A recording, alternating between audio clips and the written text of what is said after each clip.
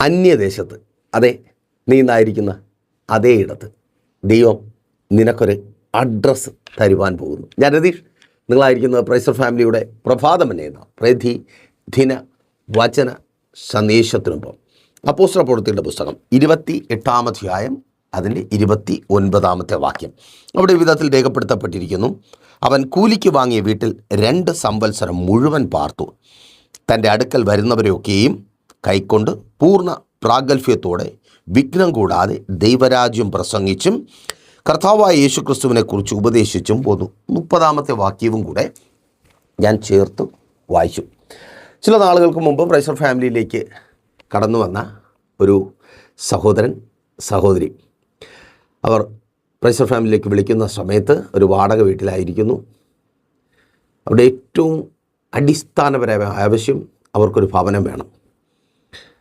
അവർ കിടക്കുന്ന വാടക ഭവനം മോശമായതുകൊണ്ടല്ല, വാടകയ്ക്ക് താമസിക്കുന്നവർക്കറിയാം, വാടക വീട് മോശമായതുകൊണ്ടല്ല. അവിടെ നിഷേധിക്കപ്പെടുന്ന ഒത്തിരി സ്വാതന്ത്ര്യങ്ങളുണ്ട്, ഒത്തിരി ഇഷ്ടങ്ങളുണ്ട്, അല്ലേ? കണ്ണിറയല്ലേ? ആ വാടക വീടെന്ന അവസ്ഥയെ കർത്താവ് മാറ്റുവാൻ പോകുക. വിശ്വാസത്തോടെ പ്രാർത്ഥിച്ചു തുടങ്ങുക. ഈ മെസ്സേജ്, ഈ ദൂത് നിനക്കുള്ളതാണ്. ആമേൻ. അപ്പോൾ സ്വന്തം ഭവനം എല്ലാവരെയും പോലെ ആഗ്രഹമാണ്, പക്ഷേ സ്ഥിര വരുമാനമുള്ളൊരു ജോലിയില്ല. വെറുതെ ആഗ്രഹിക്കാൻ മാത്രമേ പറ്റത്തുള്ളൂ. ജോലിയേക്കാൾ അവർക്ക് ആവശ്യം ഭവനം തന്നെ, ആഗ്രഹിക്കുവാൻ പോലും കഴിയാത്തത്. പ്രൈസർ ഫാമിലിക്കൊപ്പം ചേർന്ന് പ്രാർത്ഥിക്കുവാനായിട്ട് തുടങ്ങി. ആദ്യമൊക്കെ സ്വപ്നം പോലെ ഞങ്ങൾ പറയുന്നതൊക്കെ കേട്ട് തലയാട്ടും, ശരി പാസ്റ്ററെ, ആമേൻ എന്നൊക്കെ പറയും. പക്ഷേ പിന്നത്തേതിൽ ദൈവവചനം നിരന്തരമായി കേൾക്കുവാൻ തുടങ്ങിയപ്പോൾ, അവരോടുള്ള ആലോചനകൾ അവർ തിരിച്ചറിയുവാൻ തുടങ്ങിയപ്പോൾ അവർക്ക് വിശ്വാസമായി, കർത്താവ് നിശ്ചയമായും ഞങ്ങൾക്ക് ഒരു ഭവനം നൽകും, സ്വന്തം ഭവനമെന്ന വാഗ്ദത്തം ഞങ്ങൾക്കും ഉണ്ടാകും. സ്വന്തമായിട്ട് വസ്തുവില്ല, ഒന്നുമില്ല, സഹായിക്കാൻ ആരുമില്ല, രണ്ടുപേരും ഇഷ്ടപ്പെട്ട് വിവാഹം കഴിച്ചതാണ്. അതുകൊണ്ട് തന്നെ ജീവിതം കഷ്ടപ്പാടിലായി. സഹോദരന് ബന്ധുക്കളായിട്ട് ഇഷ്ടം പോലെ പേരുണ്ട്, നല്ല നിലയിൽ ജീവിച്ച കുടുംബമാണ്. പക്ഷേ ഈ വിവാഹം കഴിച്ചതുകൊണ്ട് പുറത്താക്കി. സഹോദരിയും അങ്ങനെ തന്നെ, മറ്റൊരു ജാതിയിൽപ്പെട്ട സഹോദരിയാണ്, പക്ഷേ സഹോദരനേക്കാൾ വിശ്വാസത്തിൽ നിൽക്കുന്ന സഹോദരി. രണ്ടുപേർക്കും ആരുമില്ല. അപ്പോൾ വലിയ ബുദ്ധിമുട്ടാണ്. അങ്ങനെ പ്രാർത്ഥിച്ചിരിക്കുമ്പോൾ ഒരിക്കൽ ദൈവത്തിൻ്റെ പരിശുദ്ധാത്മാവ് ആ സഹോദരിയോട് പറയുവാൻ പറഞ്ഞു: സിസ്റ്ററെ, നിങ്ങൾക്ക് മുമ്പിൽ കർത്താവ് രാജ്യങ്ങളുടെ വാതിലുകൾ തുറക്കുവാൻ പോകുന്നു. അപ്പോൾ സിസ്റ്റർ പെട്ടെന്ന് ആ ദൂത് ഏറ്റെടുത്തിട്ട് പറഞ്ഞു: പാസ്റ്ററെ, ഇത് ദൈവാത്മാവാണ് സംസാരിച്ചത്, എനിക്ക് വിശ്വാസമുണ്ട്. കാരണം തൻ്റെ ചെറുപ്പകാലത്ത് താനൊരു അന്യജാതിക്കാരിയായ സ്ത്രീയാണ്. തൻ്റെ വീട്ടിൻ്റെ അടുത്തൊരു ചെറിയൊരു കൺവെൻഷൻ, ഒരു മുറ്റത്തെ കൺവെൻഷൻ പോലെ ഒരു കൺവെൻഷൻ നടത്തപ്പെടുകയുണ്ടായി. അവിടെ കടന്നു വന്ന ദൈവദാസൻ താൻ കൗതുകത്തോടെ ഈ മുറ്റത്തെ കൺവെൻഷൻ കണ്ടുകൊണ്ട് തൻ്റെ വീട്ടിൻ്റെ വരാന്തയോട് ചേർന്നുള്ള ഭാഗത്ത് നിൽക്കുമ്പോൾ വിളിച്ചു പറഞ്ഞൊരു ദൂതുണ്ട്: ആ മകളെ ദൈവം വിദേശ രാജ്യത്ത് എത്തിക്കും. ഒരു രാജ്യത്തിൻ്റെ പേരും പറഞ്ഞു. അപ്പോൾ അന്നു മുതൽ ആ സഹോദരി എപ്പോഴും ഓർക്കുന്നൊരു കാര്യമാണ്. കാരണം തന്നെ പരിചയമില്ലാത്ത, തനിക്ക് അറിഞ്ഞുകൂടാത്ത, അല്ലെങ്കിൽ ആ മുറ്റത്തെ കൺവെൻഷനുമായിട്ട് ഈ സഹോദരിക്ക് ഒരു ബന്ധവുമില്ല, അവൾ തീരെ കുഞ്ഞായിരിക്കുന്നു. പക്ഷെ അന്നു മുതൽ അവളുടെ ഓർമ്മയിലുണ്ട്. പിന്നത്തേതിൽ ഈ സഹോദരൻ വിവാഹം കഴിക്കുന്നു, അവൾ വിശ്വാസ ജീവിതം നയിക്കുവാൻ തുടങ്ങുന്നു. അപ്പോൾ പല ആലോചനകളൊക്കെ കേട്ടിട്ടുണ്ട്, പക്ഷേ ഇത് അവളുടെ മനസ്സിൽ ഉണ്ട്. അപ്പോൾ ഞാനിത് പറഞ്ഞപ്പോൾ, എന്നിലൂടെ ദൈവത്തിൻ്റെ പരിശുദ്ധാത്മാവ് പറഞ്ഞപ്പോൾ ആ സഹോദരി അത് ഏറ്റെടുത്തു. ഞങ്ങൾ തുടർന്ന് അതിനുവേണ്ടി നിരന്തരമായി പ്രാർത്ഥിക്കുവാൻ തുടങ്ങി. സഹോദരിക്കായി കർത്താവ് ഒരു വഴി തുറന്നു. മറ്റൊരു രാജ്യത്തും ആ സഹോദരി എത്തപ്പെട്ടു. ചില നാളുകൾ കഴിഞ്ഞപ്പോൾ തന്നെ ദൈവകൃപയാൽ സഹോദരനും ആ രാജ്യത്തേക്ക് കടന്നു ചെല്ലുവാനായിട്ട് കഴിഞ്ഞു. തങ്ങളുടേതല്ലാത്ത ഒരു രാജ്യം, തികച്ചും വ്യത്യസ്തമായ സംസ്കാരം, ആചാരാനുഷ്ഠാനങ്ങൾ, അങ്ങനെയുള്ളൊരു രാജ്യം. ഈ കഴിഞ്ഞ ദിവസം ഈ മെസ്സേജ് നിങ്ങളോട് അറിയിക്കുവാനുള്ള സാഹചര്യമൊരുങ്ങുന്ന സാക്ഷ്യം കേൾക്കുവാനിടയായി ആ രാജ്യത്ത് തങ്ങളുടേതല്ലാത്ത, തങ്ങളുടെ വംശക്കാരില്ലാത്ത, തങ്ങളുടെ നിറമില്ലാത്ത ആൾക്കാരുള്ള, തങ്ങളുടെ ഭാഷ സംസാരിക്കാത്ത ആൾക്കാരുള്ള, തങ്ങളുമായി ഒരു ബന്ധവുമില്ലാത്ത ആ രാജ്യത്ത് ആ സഹോദരിക്കും സഹോദരനും ദൈവം സ്വന്തമായൊരു ഭവനം നൽകി, അഥവാ ഒരു അഡ്രസ്സ് നൽകി മാനിച്ചു. കേൾക്ക്, നിൻ്റേതല്ലാത്ത ദേശത്ത്, ഇന്ന് നീ ആയിരിക്കുന്ന ദേശം നിൻ്റേതല്ല, നീ ബൈ ചാൻസിൽ എത്തപ്പെട്ടതാണ്. അവിടെ സ്വന്തം ഭവനമെന്ന വാഗ്ദത്തം അഥവാ അഡ്രസ്സ് ദൈവം ഉണ്ടാക്കുവാൻ പോകുന്നു. യെസ്, നീ ആയിരിക്കുന്ന സ്ഥാനത്ത് അനുഗ്രഹിക്കപ്പെട്ടൊരു തൊഴിൽ നൽകി നിനക്കൊരു അഡ്രസ്സ് ഉണ്ടാക്കുവാൻ പോകുന്നു. അതേ വിസിറ്റിംഗ് വിസയിൽ അയ്യോ ഇനി എത്ര നാൾ കൂടെ എന്നിങ്ങനെ ദിവസം എണ്ണി കാത്തിരിക്കുന്ന ബ്രദർ സിസ്റ്റർ കേൾക്ക്, അവിടെ നല്ലൊരു ജോലി തന്ന് ദൈവം നിനക്കൊരു അഡ്രസ് ഉണ്ടാക്കുവാൻ പോകുന്നു. നോക്കൂ, പ്രവചന ദൂതിന് അടിസ്ഥാനമായി നിങ്ങൾ കേട്ട വാക്യം, അപ്പോസ്തലനായ പൗലോസ് റോമിലായിരിക്കുന്നു.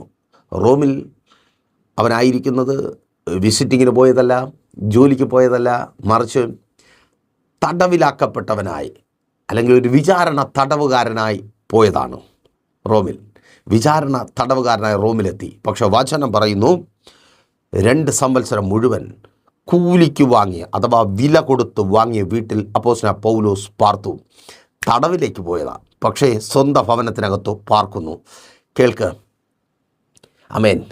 നിന്നെക്കുറിച്ച് അറിയുന്നവർ പറയുന്ന കുറേ കാര്യങ്ങളുണ്ട്, നിനക്ക് തന്നെ ഉൾക്കൊള്ളുവാൻ കഴിയുന്ന. അതെ, ഇങ്ങനെയൊക്കെ സംഭവിക്കത്തുള്ളൂ. എൻ്റെ കാര്യം, എൻ്റെ ജീവിതം ഇങ്ങനെ പോയാൽ ഇതൊക്കെയാണ് സംഭവിക്കുവാൻ പോകുന്നത്. നിയമ നടപടികൾ നേരിടേണ്ടി വരും.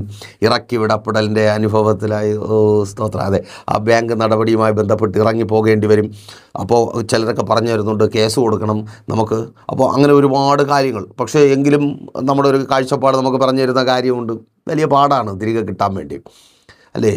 വീടടച്ചിടേണ്ടി വരും, ജപ്തിയായിത്തീരും, വസ്തു പോവും, അങ്ങനെ പലതും നഷ്ടപ്പെടുമെന്ന് ചിന്തിച്ച് ഭാരത്തോടെ ആയിരിക്കുന്നു. കേൾക്ക്, ആ നിയമ നടപടികൾ നേരിടുന്ന സ്ഥലത്ത് എൻ്റെ ദൈവം നിനക്കൊരു അഡ്രസ്സ് ഉണ്ടാക്കുവാൻ പോകുന്നു. അർത്ഥാൽ നിൻ്റെ അഡ്രസ്സ് നഷ്ടപ്പെടത്തില്ല. അത് തന്നെ ജപ്തിയായി പോകുവാൻ കർത്താവ് അനുവദിക്കത്തില്ല. ആ നിയമ നടപടികളെ തുടർന്ന് നിനക്കുള്ളത് ജപ്തിയായി പോകുവാൻ എൻ്റെ ദൈവം അനുവദിക്കത്തില്ല. ഹേ മാതാവേ കേൾക്ക്, നിൻ്റെ മകൾക്ക് ഒരു അഡ്രസ്സ് ഉണ്ടാകുവാൻ പോകുന്നു. ആ മകൾക്ക് തന്നെ ഒരു അഡ്രസ്സ് ഉണ്ടാകുവാൻ പോകുന്നു. ആ ഇനിഷ്യൽ മാറുവാൻ പോകുന്നു. ഓ, വിവാഹം നടക്കുവാൻ പോകണമെന്ന് പ്രാർത്ഥിച്ചു തുടങ്ങ്. ആമേൻ. അഡ്രസ്സ്, ഓ ആമേൻ. ഒരു സാധ്യതയുമില്ല. റോമിൽ എന്ത് സാധ്യതയാണ് അപ്പോസ്തലനായ പൗലോസിനെ സംബന്ധിച്ച്? ചാർച്ചക്കാരില്ല, ബന്ധുക്കളില്ല, പരിചയക്കാരില്ല, ആരുമില്ല, ഒന്നുമില്ല. പക്ഷെ അവിടെ ദൈവം ഒരു അഡ്രസ്സ് ഉണ്ടാക്കുന്നു. ആരും ഇല്ലാത്ത, സഹായിക്കുവാൻ ആരുമില്ലാത്ത സ്ഥാനത്ത്, ബ്രദർ സിസ്റ്റർ, നിങ്ങളെ സഹായിക്കുവാൻ ആരുമില്ല, ഒപ്പം നിൽക്കുവാൻ ആരുമില്ല, ചേർത്ത് പിടിക്കുവാനോ ബലപ്പെടുത്തുവാനോ ആശ്വസിപ്പിക്കുവാനോ തോളെ തട്ടി മുമ്പോട്ട് നടത്തുവാനോ ആരുമില്ല. നോ, നീ ഒറ്റയ്ക്കാണ് അവിടെ.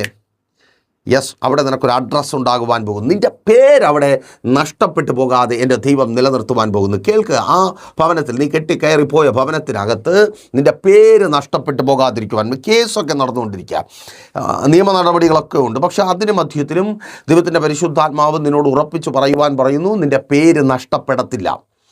അർത്ഥാൽ നിൻ്റെ പേര് നഷ്ടപ്പെടുവാൻ എൻ്റെ ദൈവം അനുവദിക്കത്തേയില്ല. നിൻ്റെ പേര് നഷ്ടപ്പെടുന്നതൊന്നും സംഭവിക്കത്തില്ല. നിൻ്റെ പേര് നഷ്ടപ്പെടുന്ന വിധി ഉണ്ടാകത്തില്ല. നിൻ്റെ പേര് നഷ്ടപ്പെടുന്ന തീരുമാനം ഉണ്ടാകത്തില്ല. നിൻ്റെ ഭർത്താവിനോട് എൻ്റെ കർത്താവ് ഇടപെടുവാൻ പോകുക. ഓ താങ്ക് യു ലോർഡ്, യേശുവിൻ നാമത്തിൽ.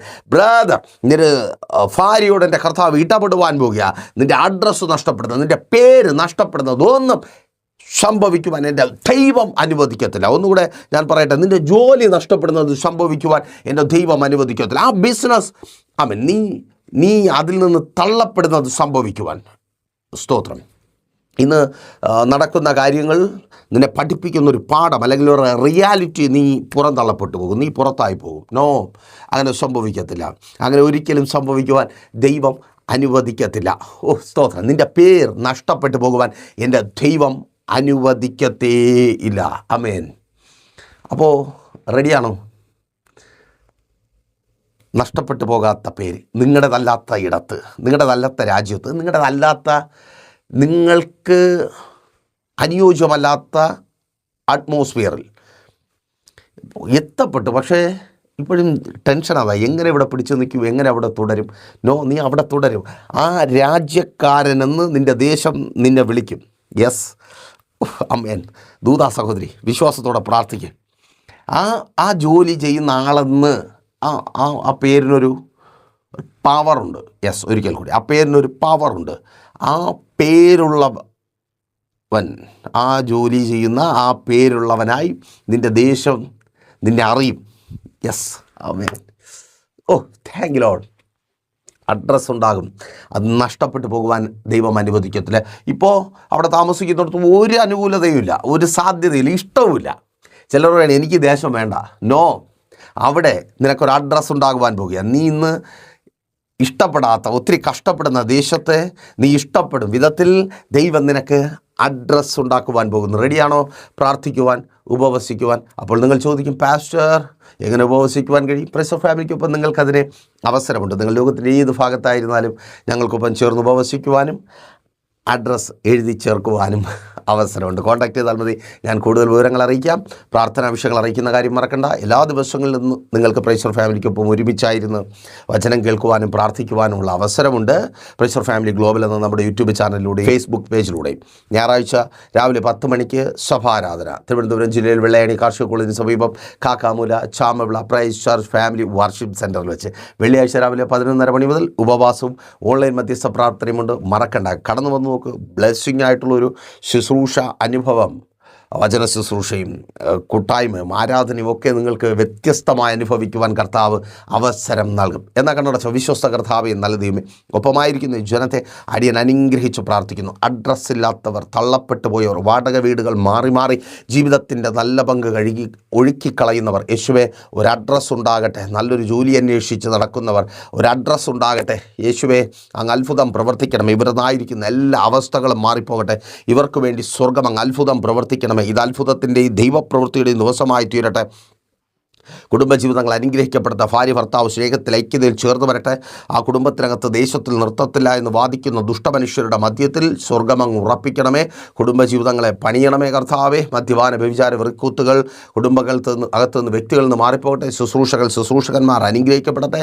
ബിസിനസ്സുകൾ ചെയ്യുന്നവർ, സ്വദേശത്ത് വിദേശത്ത് ബിസിനസ്സുകൾ ചെയ്യുന്നവർ അനുഗ്രഹിക്കപ്പെടട്ടെ. കടയടപ്പിക്കുമെന്ന് വാദിക്കുന്ന വെല്ലുവിളികൾ അഴിഞ്ഞു മാറട്ടെ. കടഭാരങ്ങൾ മാറട്ടെ. ജപ്തി നടപടികളെ ഞങ്ങൾ ക്യാൻസൽ ചെയ്ത് പ്രാർത്ഥിക്കുന്നു. ജപ്തി നടപടികൾ നീങ്ങിപ്പോകട്ടെ. വിദേശങ്ങളിൽ കടന്നു പോകുവാൻ ആഗ്രഹിച്ചായിരിക്കുന്നവർ, രാജ്യങ്ങളുടെ വാതിലുകൾ ഇവർക്ക് മുമ്പിൽ വാഗ്ദത്ത നിവൃത്തിക്കായി തുറക്കപ്പെടട്ടെ. അങ്ങയുടെ നാമത്തിൽ ഇവർ അനുഗ്രഹിക്കപ്പെടട്ടെ. ഇവരത് പ്രാപിക്കട്ടെ. യേശുവേ അങ്ങ് അത്ഭുതം പ്രവർത്തിക്കണമേ കർത്താവേ. വിസകൾ സ്റ്റാമ്പ് ചെയ്ത് കിട്ടട്ടെ. PR ലഭിക്കട്ടെ. വർക്ക് പെർമിറ്റുകൾ ലഭിക്കട്ടെ. എല്ലാ തടസ്സങ്ങളും പ്രതിസന്ധികളും മാറിപ്പോകട്ടെ. കർത്താവായ യേശു ക്രിസ്തു മുഖാന്തരം പ്രാർത്ഥന കേട്ട കൃപയ്ക്കായി സ്തുതിക്കുന്നു. യേശുവിൻ നാമത്തിൽ തന്നെ ആമേൻ. അപ്പോൾ മറക്കാതെ നിങ്ങളുടെ വിലയേറിയ അഭിപ്രായങ്ങളും നിർദ്ദേശങ്ങളും ഞങ്ങളെ അറിയിക്കുക മാത്രമല്ല, നിങ്ങൾ പ്രൈസർ ഫാമിലിക്കൊപ്പം ചേർന്ന് നിൽക്കുക. നിങ്ങളുടെ പ്രിയപ്പെട്ടവരെയും പ്രൈസർ ഫാമിലിക്കൊപ്പം ചേർത്ത് നിർത്തുക. നാളെ ദൈവം അനുവദിച്ചാൽ നമ്മളിപ്പോൾ ഒരുമിച്ചായിരുന്നു കേട്ടനുഗ്രഹം പ്രാപിച്ച പ്രൈസർ ഫാമിലിയുടെ പ്രഭാതമന്നെ എന്ന പ്രതിദിന വചന സന്ദേശത്തിനൊപ്പം നമ്മൾ ഒരുമിച്ച് തന്നെ ആയിരിക്കും. അതുവരയ്ക്കും പ്രിയരെ, have a nice day. Praiser Family Global മിനിസ്ട്രിയുടെ വിശുദ്ധ സഭാരാധന എല്ലാ ഞായറാഴ്ചയും രാവിലെ 10 മണി മുതലും എല്ലാ വെള്ളിയാഴ്ചകളിലും ഉപവാസവും ഓൺലൈൻ മധ്യസ്ഥ പ്രാർത്ഥനയും രാവിലെ 11 മണി മുതലും ഞങ്ങൾ നിങ്ങൾക്കായി ലൈവിൽ പ്രാർത്ഥിക്കുന്നു. നിങ്ങളുടെ പ്രാർത്ഥനാ വിഷയങ്ങൾ കമന്റ് ചെയ്യുക. പ്രൈസർ ഫാമിലി ഗ്ലോബൽ എന്ന നമ്മുടെ യൂട്യൂബ് ചാനലിലൂടെ നിങ്ങൾ ലോകത്തിന്റെ ഏത് ഭാഗത്തായിരുന്നാലും ഞങ്ങൾക്കൊപ്പം ചേർന്ന് പ്രാർത്ഥിക്കുവാനും ആരാധിക്കുവാനും അവസരമുണ്ട്. നേരിട്ട് ആരാധനയിൽ പങ്കെടുക്കുവാനും വിടുതൽ പ്രാപിക്കുവാനും ആഗ്രഹിക്കുന്നവർ ഞായറാഴ്ച രാവിലെ കാർഷിക കോളേജിനടുത്ത് കാക്കാമൂല ചാമ്പവിളയിലെ പ്രൈസർ ഫാമിലി വർഷിപ്പ് സെന്ററിലേക്കും നിങ്ങളുടേതായ ഒരു വിഷയത്തിനു വേണ്ടി പ്രാർത്ഥിക്കുവാനും കൗൺസിലിംഗിനുമായി സ്ക്രീനിൽ കാണുന്ന നമ്പറിൽ കോൺടാക്ട് ചെയ്യുക. നിങ്ങൾക്കും ഈ പ്രോഗ്രാം സ്പോൺസർ ചെയ്യുവാനും കർത്താവായ യേശു ക്രിസ്തുവിന്റെ സുവിശേഷം അനേകരിലേക്ക് എത്തിക്കുവാനും അവസരമുണ്ട്. പ്രാർത്ഥനയോടെ വിളിക്കുക. ആമേൻ.